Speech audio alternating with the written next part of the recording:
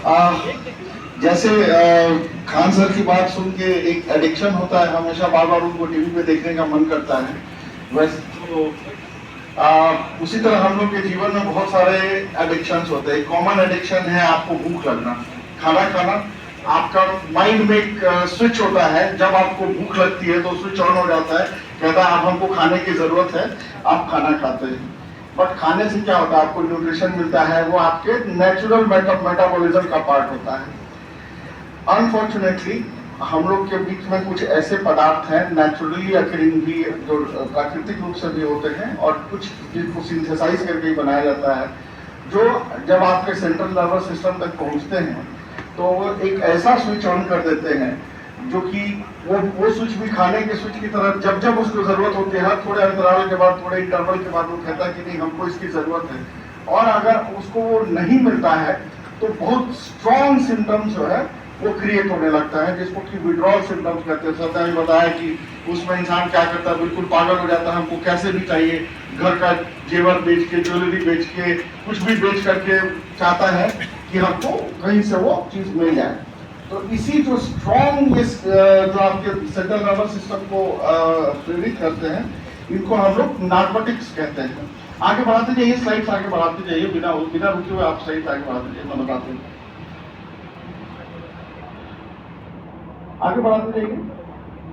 देखिए, अब नार्कोटिक्स जो होते हैं वो कई तरह के होते हैं। नार्कोटिक्स होता क्या है, तो एक तो होता है कि आपको जैसे नेचर में उग रहा है, नेचर में क्या उग रहा है, गांजा पौधा, गांजे का पौधा होता है, नेचर में उगता है। अफीम का पौधा होता है, वो नेचर में उगता है। लैटिन अमेरिका में कोकोआ का पौधा होता है, वो नेचर में उगता है। तो बहुत साल से, 4-5 हजार साल से जो मानव जाति है, अलग अलग तरीके से, जो वहाँ लैटिन अमेरिका में जनजाति सब थी, उन लोग को नहीं पता था कि क्या होता है एक्चुअली उसके अंदर में। लेकिन वो लोग क्या कहता था कि कहीं किसी को चोट लग जाता था तो उसका पत्ते का रस निकाल के लगा दिया, चबा लिया, उससे दर्द तुरंत ठीक हो गया, उससे घाव ठीक हो गया। उसी तरह इंडिया, चाइना, इन सब में अफीम की खेती होती थी। तो अफीम से क्या होता था कि उसको खाने से दर्द चला जाता था। बाद में जैसे हम लोग केमिस्ट्री में और अच्छे हुए तो क्या किया गया कि बोला गया कि पूरा में तो नहीं हो सकता, इसके अंदर कुछ केमिकल होगा जिसमें होगा, तो केमिकल सिंथेसिस किया गया, उसका रासायनिक संश्लेषण किया गया, जिससे कि उसका और जो इंटेंस फॉर्म है वो निकाला गया। जैसे आपको कोकीन की पत्ती का संश्लेषण करके केमिकल तरीके से आपको कोकीन पाउडर निकाला गया, जो एकदम प्योर केमिकल था, वो एकदम एग्जैक्ट एलिमेंट था, जिसकी वजह से आपको वो नशा होता है और वो सब उसका इम्पैक्ट होता है। उसी तरह से अफीम को और ज्यादा रासायनिक प्रक्रिया से संश्लेषित करके और हेरोइन, स्मैक और ब्राउन शुगर जैसा ड्रग बनाया गया, जो एकदम प्योर फॉर्म था, और ये कहीं ज्यादा डैमेज करता था और कहीं जल्दी इसका असर होता था। तो सबसे पहले हम लोग का नार्कोटिक हुआ जो नेचुरली अकरिंग नार्कोटिक है, गांजा, अफीम और कोका, जो नेचर में अपने से उगता है।